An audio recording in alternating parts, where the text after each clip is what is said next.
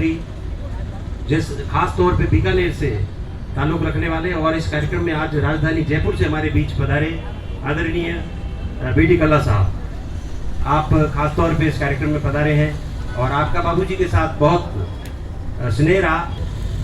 प्रिय श्री सोनाराम जी, प्रिय श्री छोटू सिंह जी विधायक जैसलमेर, हमारे प्रिय श्री विक्रम सिंह जी, सम्मानीय सांग सिंह जी,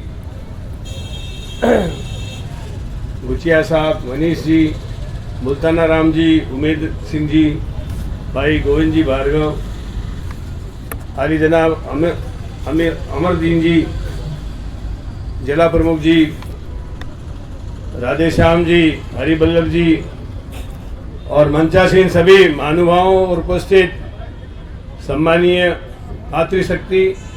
मातृशक्ति और उपस्थित जैसलमेर और बाहर से आए हुए सभी नागरिक बंधु। नरगिस बार बार अपनी बेनूरी पे रोती है, बड़ी मुश्किल से पैदा होता है चमन में दीदावर पैदा। गोवर्धन दास जी कल्ला एक चमन के ऐसे दीदावर थे, उन्होंने जीवन पर्यंत जैसलमेर के बारे में तो बोलते ही थे, लेकिन राजस्थान के रेगिस्तानी इलाकों के डेवलपमेंट के बारे में विधानसभा में जब वो बोलते थे, मैं उनके साथ विधायक भी रहा हूं, उस समय सब लोग उनके भाषण को सुनने के लिए, जो विधानसभा के बाहर कैंटीन वगैरह में होते थे, सुनने के लिए आते थे। वे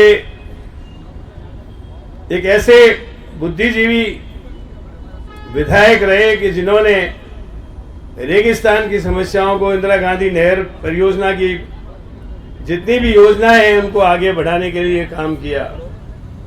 जैसलमेर कैसे हरा भरा हो, मुझे याद है 1983-84 में इंदिरा गांधी जी यहाँ पर आई, मैं स्वयं यहाँ पर मौजूद था। उन्होंने किले के समस्याओं के बारे में, यहाँ की ड्रेनेज, सीवरेज और उनके बारे में, और उस किले को देखकर इंदिरा जी ने कुछ स्ट्रक्चर वगैरह जो थे उसके बारे में आपत्ति की, उनको ठीक कराने में उनका योगदान रहा। मैं उन दिनों में आर्ट एंड कल्चर मिनिस्टर था, तो मुझे ये कहा कि यहाँ पर जैसलमेर में म्यूजियम नहीं है। मैंने तुरंत तत्कालीन मुख्यमंत्री जी से मंजूरी लेकर यहाँ पर म्यूजियम उनकी प्रेरणा से बनाया। उसके बाद एक बार यहाँ पर राजीव गांधी जी जिस समय आए दौरे पर, वो स्वयं जीप चला रहे थे, हरदेव जोशी चीफ मिनिस्टर थे।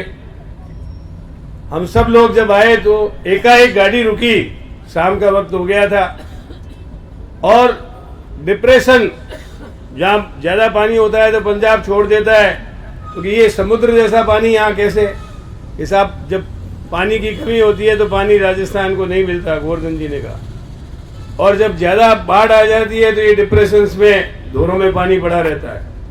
तो उस समय उन्होंने ये कहा था कि डिप्रेशंस पक्के होने चाहिए। आपको जानकर खुशी होगी कि उनकी प्रेरणा से अभी पिछले दिनों में जब मैं पीएचडी मिनिस्टर था, उस समय भारत सरकार के सामने ये स्कीम लेके गए कि डिप्रेशंस को पक्का किया जाए। तो उस समय तत्कालीन पीएचडी मिनिस्टर एक बार तो खड़े हो गए कि राजस्थान सरकार जल जीवन मिशन में हमारी योजनाओं से, मैंने कहा हमारी योजना नहीं, इसमें 65% पैसा हम देंगे, आप तो केवल 35% देंगे। और उसके बाद बहुत मुश्किल से हमने उस स्कीम को मंजूर किया। आपको जानकर खुशी होगी, वो सारे डिप्रेशंस 5 हैं, जिसमें जैसलमेर, जोधपुर, बाड़मेर तक पानी जाएगा। 1250 करोड़ रुपए की लागत से वो डिप्रेशन सारे पक्के हो रहे हैं। उनकी बहुत ऊंडी और गहरी सोच थी, वो चाहते थे ये इंदिरा गांधी नहर परियोजना का पानी गडरा रोड तक जाए। और इसका उदाहरण देना चाहता हूँ, रामदेवरा का मेला था, उनके गुजरने के 3 दिन पहले मैं यहाँ पर आया, उनकी तबीयत पूछी, एक तरह से उन्होंने संथारा ले रखा था। उस समय तत्कालीन मुख्यमंत्री जी जब रामदेवरा आए, मैंने कहा गोवर्धन जी बहुत सख्त बीमार हैं और उनकी 2-3 इच्छाएं हैं, आपको मिलना चाहिए। वो यहाँ मिलने आए और उन्होंने 3 बातें रखी, कोई व्यक्तिगत बात नहीं रखी।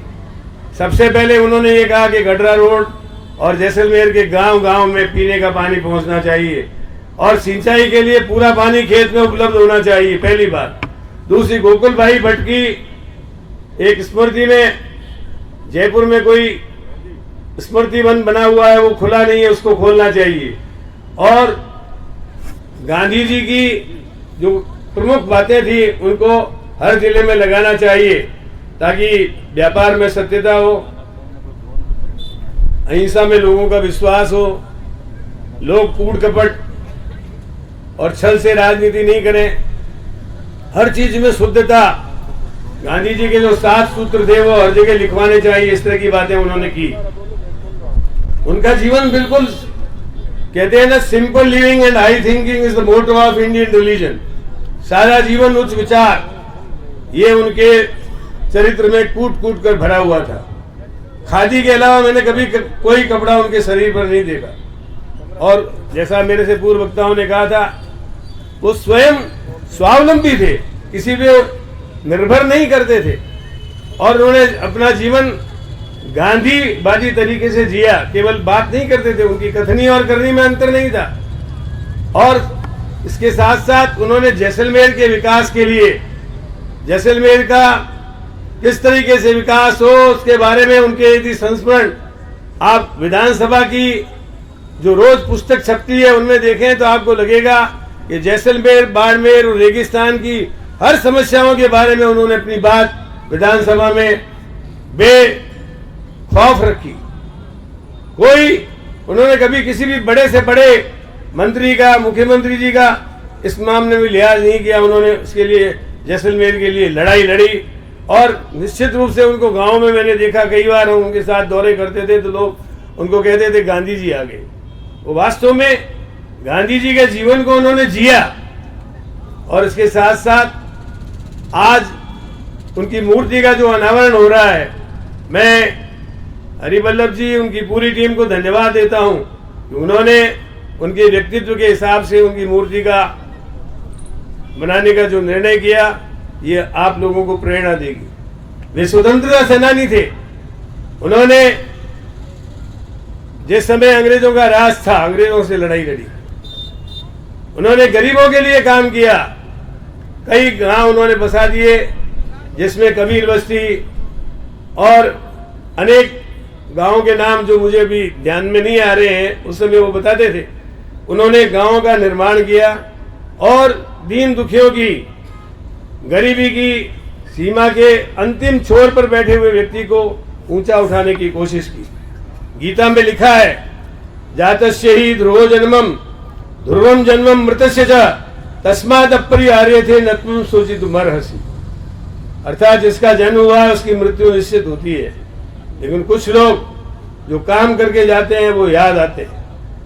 आज उनकी स्मृति जो है उसको अक्षुण्ण बनाए रखने के लिए जो मूर्ति का अनावरण हो रहा है, उसमें आप सब लोग पधारे। मैं आप सबका आभार व्यक्त करता हूं। मुझे उनसे जो प्रेरणा मिली कि जीवन में अनुशासित रहना चाहिए, ये अनुशासन उन्होंने गांधी जी से सीखा, वायुसेना में रहकर सीखा।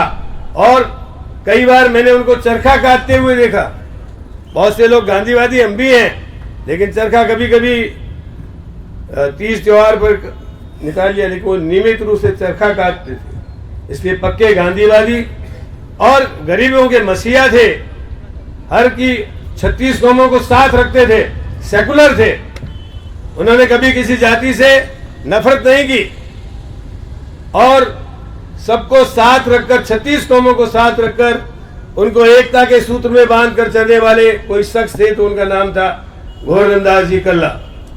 इसलिए गोवर्धन दास जी के जीवन से प्रेरणा लेकर हम सब एक रहें, नेक रहें और देश के उत्थान के लिए समर्पित भावना से काम करते हुए आगे बढ़ जाएं। इन्हीं शब्दों के साथ मैं अपनी वाणी को विराम देता हूं और उनकी स्मृतियों को कोटि कोटि वंदन करता हूं। जय हिंद। बहुत बहुत